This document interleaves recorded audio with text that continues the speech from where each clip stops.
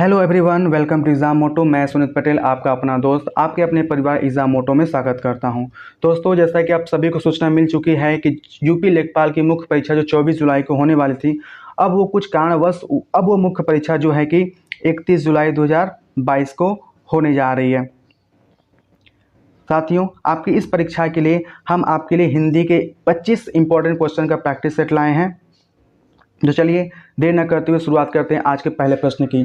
साथियों, अगर आप इस प्लेटफॉर्म पर नए हैं तो चैनल को सब्सक्राइब कर लीजिए, बेल आइकन को प्रेस कर लीजिए, जिससे कि हमारी नई वीडियो की अपडेट और नोटिफिकेशन आपको मिल सके। तो चलिए शुरू करते हैं आज का पहला प्रश्न। पहला प्रश्न क्या करना है आपको? प्रश्न संख्या 1 से 2 के वाक्यों में खाली जगहों को आपको भरना है। देखिए प्रश्न संख्या 1 क्या कह रहा है? इस महाकाव्य में 16 यहाँ पे खाली जगह हैं। इस महाकाव्य में 16 हैं। क्या हैं? सर्व हैं, स्वर्ग हैं, सर्ग है या फिर सर्व है। तो देखेंगे इसका ऑप्शन नंबर आपका सी सही जवाब हो जाएगा। इस महाकाव्य में 16 सर्ग हैं। ठीक है, चलिए अगला प्रश्न देखते हैं। इस वर्ष हिंदी साहित्य की, यहाँ पे खाली ब्लैंक जगह है, कुछ अवरुद्ध रही। इस वर्ष हिंदी साहित्य की कुछ अवरुद्ध रही। क्या रही अवरुद्ध? वृद्धि, विकास, प्रगति या उन्नति। तो क्या हो जाएगा? इस वर्ष हिंदी साहित्य की प्रगति कुछ अवरुद्ध रही। चलिए अगला प्रश्न देखते हैं। अगला प्रश्न क्या है? अगला प्रश्न आपका है पुत्री। पुत्री शब्द का पर्यायवाची, जो पुत्री शब्द इसका बताना है हमको, पर्यायवाची बताना है। तो पुत्री शब्द का पर्यायवाची क्या होगा? तनया, क्षीर, अच्छी या केसरी। इसका देखेंगे ऑप्शन नंबर ए, तनया इसका सही जवाब हो जाएगा। ठीक है, अगला प्रश्न देखते हैं। प्रश्न संख्या 4 हम लोग बढ़ते हैं आगे। देखिए 4 से 5 में क्या करना है हम लोग को? 4 से 5 में हम लोग को जो वाक्य सही है उसको चुन करके लिखना है। ठीक है, तो क्या है? मजदूरों को अनेक काम है, मजदूरों को अनेक काम है, मजदूरों के अनेक काम हैं और मजदूरों के अनेकों काम हैं। तो इसका देखेंगे ऑप्शन नंबर बी जो होगा सही जवाब हो जाएगा। मजदूरों को अनेक काम है, तो इस पे है के ऊपर बिंदी है, ध्यान रखिएगा इस बात को। अगला प्रश्न देखते हैं। अगला प्रश्न है ओह कितना घृणित दृश्य है, वाह कितना घृणित दृश्य है, आह कितना घृणित दृश्य है, छी कितना घृणित दृश्य है। जब कोई घृणित चीज़ होगी, जब कोई बुरा लगेगा तो वहाँ पे छी हम लोग कहेंगे, ओह आह तक कहेंगे नहीं। ठीक है, तो इसका ऑप्शन नंबर डी हो जाएगा सही जवाब, यानी छी कितना घृणित दृश्य है। अगला प्रश्न देखते हैं। अगला प्रश्न क्या बताना है? अगले प्रश्न आपको बताना है अलंकार। ठीक है, क्या बताना है आपको? अलंकार, यानी संतो भाई आई ज्ञान की आंधी रे। ठीक है, आपको क्या बताना है? संतो भाई आई ज्ञान की आंधी रे। इसमें बताना है कि इसमें अलंकार कौन सा होगा। ठीक है, इसमें देखेंगे कौन सा अलंकार आपको हो जाएगा? अनुप्रास, उत्प्रेक्षा, रूपक या उपमा। तो इसमें देखेंगे ऑप्शन नंबर सी इसका सही जवाब हो जाएगा, रूपक अलंकार हो जाएगा। वहीं आप देखेंगे अनुप्रास देखेंगे तो अनुप्रास क्या होता है? जब वर्णों की आवृत्ति होती है तो वहाँ पे अनुप्रास अलंकार हो जाता है। प्रश्न संख्या अगला प्रश्न देखते हैं। प्रश्न संख्या 7 देखते हैं। प्रश्न संख्या 7 क्या कह रहा है? निम्नलिखित में से कौन सा शब्द तत्सम है?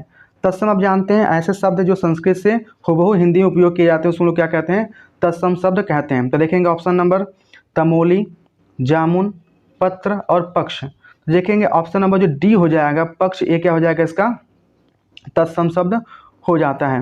अब आगे देखेंगे वागीश।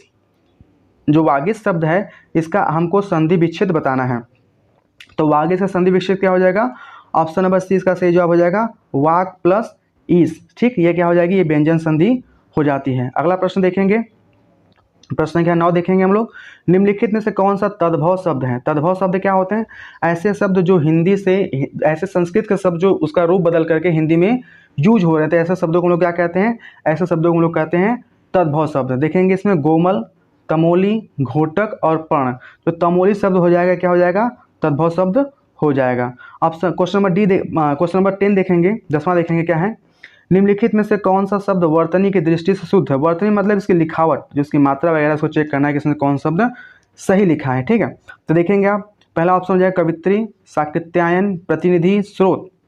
तो इसका जो ऑप्शन नंबर ए हो जाएगा कवित्री, ये सही है। बाकी तीनों जो ऑप्शन है वो गलत रूप से लिखे गए हैं। ठीक है, अगले प्रश्न देखते हैं।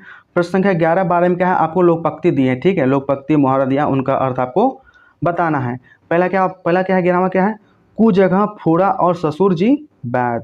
ठीक, कु जगह फोड़ा और ससुर बैद, यानी कि आपकी ऐसी स्थिति है कि आप अपने फोड़े का इलाज करवाने में शर्म आपको आएगी, धर्म संकट इस वाली स्थिति आपकी बन जाएगी। ठीक है, तो क्या हो जाएगा? धर्म संकट की स्थिति, गुस्सा होना, बीमारी होना, दुखी होना। तो इसका ऑप्शन नंबर ए सही जवाब हो जाएगा, धर्म संकट की स्थिति इसका सही जवाब हो जाएगा। अगला प्रश्न देखेंगे।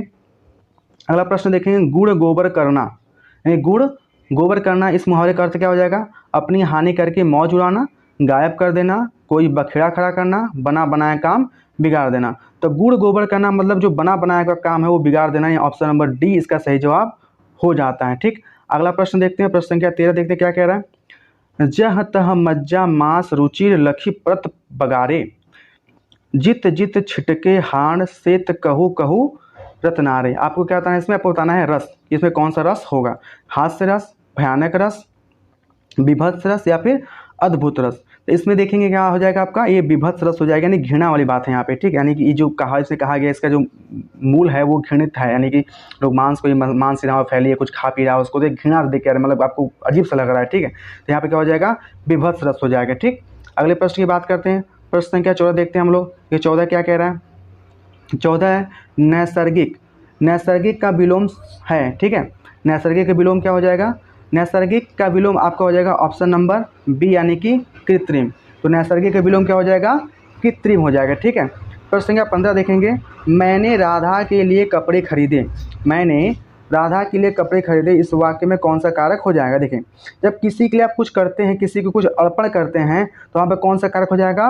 आपका हो जाएगा कारक कौन सा? संप्रदान कारक हो जाएगा, यानी ऑप्शन नंबर 20 का सही जवाब हो जाएगा। ठीक है, अगला प्रश्न देखते हैं। अगला प्रश्न आप देखेंगे तो क्या है, कथा शब्द का बहुवचन बताएं। देखिए, कथा जो शब्द है इसका बताना आपको बहुवचन बताना है। तो कथा शब्द का बहुवचन बताना है, तो कथा का बहुवचन क्या हो जाएगा?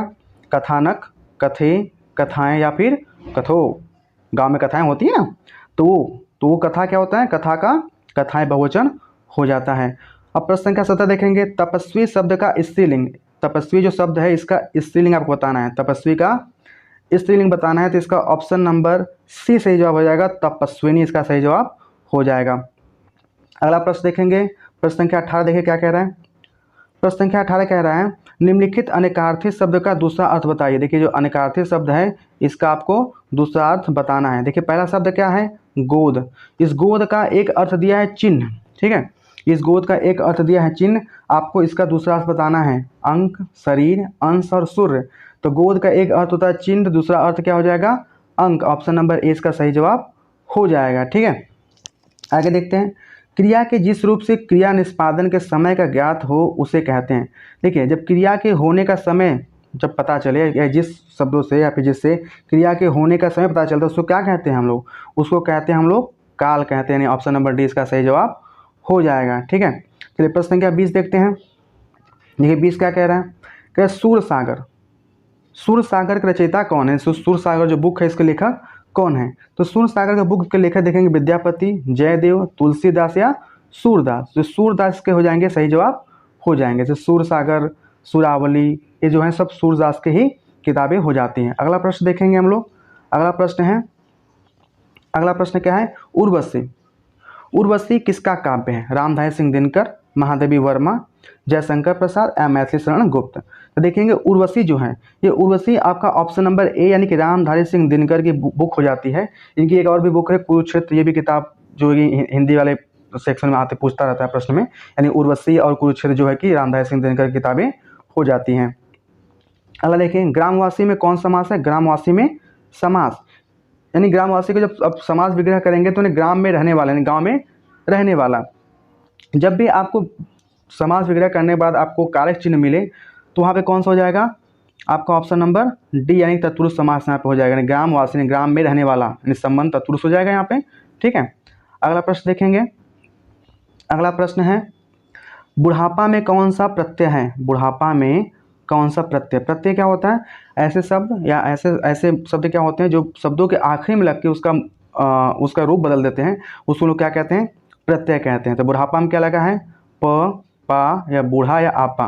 तो इसका ऑप्शन नंबर क्या हो जाएगा? इसका ऑप्शन नंबर डी हो जाएगा आपा, यानी बूढ़ प्लस आपा, यानी आपा क्या हो जाएगा? इसका प्रत्यय हो जाएगा। अगला देखेंगे, अगला क्या है? पसीने से उत्पन्न होने वाला, यानी जो पसीने से उत्पन्न होता है उसको क्या कहते हैं?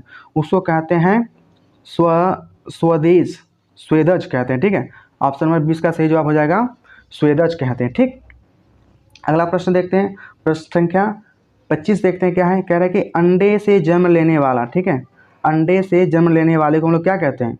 अंडे से जन्म लेने वाले को हम लोग कहते हैं अंडज। ठीक, तो ये रहा आज का आखिरी प्रश्न। हम उम्मीद करते हैं कि आज का प्रैक्टिस सेट आपके लिए मददगार साबित होगा। अगर आपको हमारा काम पसंद आए तो उसे दोस्तों और साथियों के साथ शेयर करें, वीडियो को लाइक करें और कमेंट बॉक्स में हमें बताएं कि आपको आज का प्रैक्टिस सेट कैसा लगा। फिर मिलते हैं हम एक नई शानदार वीडियो के साथ। तब तक के लिए आप अपना ख्याल रखें, मस्त रहें, खुश रहें। जय हिंद, जय भारत।